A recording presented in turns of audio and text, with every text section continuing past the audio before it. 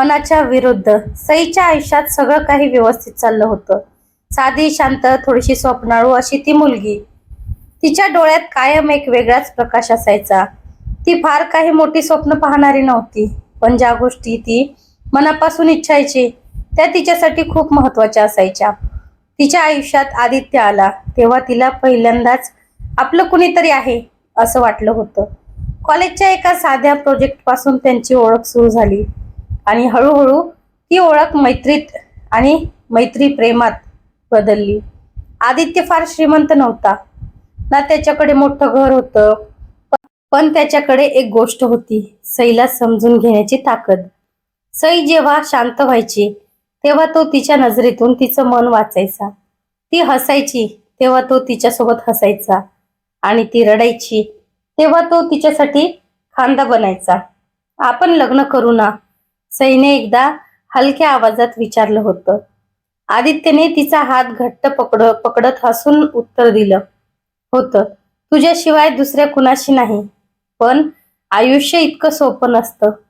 सईच्या घरच्यांना त्याच्या नात्याबद्दल कळलं आणि तिथून सगळं बदलायला लागलं. तिचे बाबा खूप कडक स्वभावाचे होते. त्यांना प्रेम या गोष्टीवर विश्वासच नव्हता. आपल्या घरात असं काही चालतं नाही, त्यांनी ठाम आवाजात सांगितलं. सईने खूप समजावण्याचा प्रयत्न केला, रडली, विनवण्या केल्या, पण काहीच उपयोग झाला नाही. तो मुलगा आपल्या लायक नाही हेच एक वाक्य तिच्या कानात सतत घुमत राहिलं. काही दिवसांनी सईचं लग्न ठरलं एका श्रीमंत, स्थिर, सगळ्या दृष्टीने योग्य मुलाशी, आर्यनशी.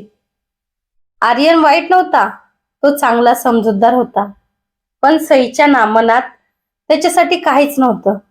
लग्नाच्या आधीच्या रात्री सईने शेवटचं एकदा आदित्यला भेटायचं ठरवलं. आपण पळून जाऊ शकतो अजूनही, आदित्यने तिच्याकडे पाहत म्हणाला. सईच्या डोळ्यात पाणी आलं. नाही, मी नाही करू शकत. माझ्या आईबाबांचा विश्वास तोडू शकत नाही मी, ती थरथरत म्हणाली. मग आपलं प्रेम? आदित्यचा आवाज तुटला. सई काही बोलली नाही, फक्त त्याचा हात हळू सोडून दिला. त्या क्षणी तिच्या आयुष्यातलं सगळं काही तुटलं. लग्न झालं, सई आर्यनच्या घरी आली. सगळं काही छान होतं, मोठं घर, चांगले लोक, सगळ्या सोयी, पण तिच्या मनात मात्र पूर्ण रिकामे पण होतं. आर्यनने तिच्या मनातलं ओळखायला सुरुवात केली. तू आनंदी नाहीयेस ना, त्याने एकदा शांतपणे विचारलं. सईने खोटं हसण्याचा प्रयत्न केला. नाही, तसं काही नाही, पण तिच्या डोळ्यांनी सगळं सांगितलं होतं. आर्यन खूप समजूतदार होता. त्याने कधीच तिच्यावर जबरदस्ती केली नाही. तिला वेळ दिला, स्पेस दिली, पण प्रेम जबरदस्तीने होत नाही. रोज रात्री सई खिडकीजवळ बसून भूतकाळ आठवायची. आदित्य सोबतचे क्षण, त्यांचं हसणं, त्याचे शब्द. एक दिवस तिला कळलं की आदित्य शहर सोडून गेला आहे. तो कुठे गेला, कसा आहे, काहीच माहित नव्हतं. त्या दिवशी सई खूप रडली. कदाचित शेवटचं. हळूहळू वेळ पुढे सरकत गेला. सईने आयुष्य स्वीकारायला सुरुवात केली. आर्यन सोबत ती बोलायला लागली, हसायला लागली, पण तिच्या मनात एक कोपरा कायम रिकामा राहिला. एक दिवस आर्यनने तिला विचारलं, जर तुला परत संधी मिळाली तर तू काय निवडशील? सई काही क्षण शांत राहिली. मी माझं मन निवडेल, ती हळूच म्हणाली. आर्यनने हलकसं हसून मान डोलवली. मग उशीर झाला नाहीये अजून, तो म्हणाला. सईने आश्चर्याने त्याच्याकडे पाहिलं. मी तुला जबरदस्तीने बांधून ठेवू इच्छित नाही. तू जिथे आनंदी असशील तिथे जा. त्याचा आवाज शांत पण प्रामाणिक होता. त्या क्षणी सईच्या डोळ्यात पुन्हा पाणी आलं, पण यावेळी ते दुःखाचं नव्हतं. ती खूप वेळ विचार करत राहिली. आदित्य, तिचं पहिलं प्रेम, आणि आर्यन जो तिला निस्वार्थपणे समजून घेत होता. काही दिवसांनी सईने निर्णय घेतला. ती आर्यनकडे गेली. मी इथेच राहणार आहे, ती शांतपणे म्हणाली. आर्यन थोडा आश्चर्यचकित झाला. का? सई हसली. कारण आता मी मनाविरुद्ध नाही, मनाने निर्णय घेतलाय. प्रेम फक्त मिळवण्यात नाही तर समजून घेण्यातही असतं. जिथे भूतकाळाला निरोप दिला होता, आदित्य तिच्या आयुष्यात एक सुंदर आठवण बनून राहिला आणि आर्यन सोबत ती नवीन आयुष्य जगायला तयार झाली.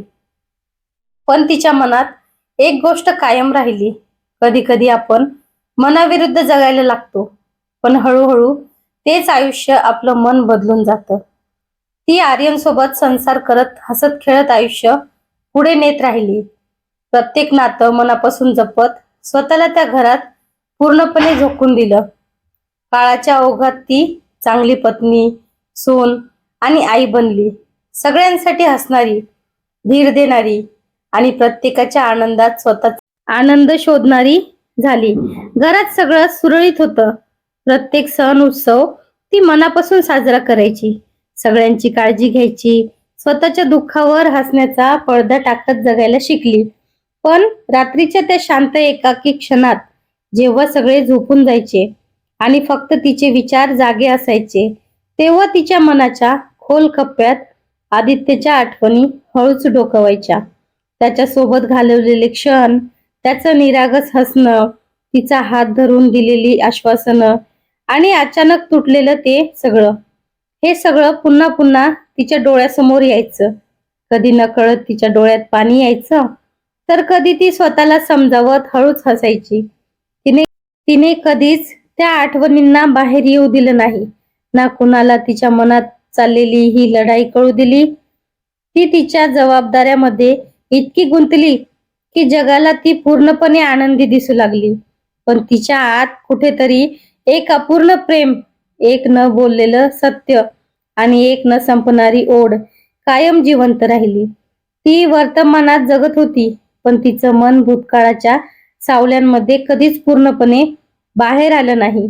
आणि तरीही ती जगत राहिली, हसत निभावत, सगळ्यांसाठी उभी राहत. कारण कधी कधी आयुष्य आपल्याला जे हवं असतं ते देत नाही, पण जे मिळतं त्यातच जगायला शिकवतं.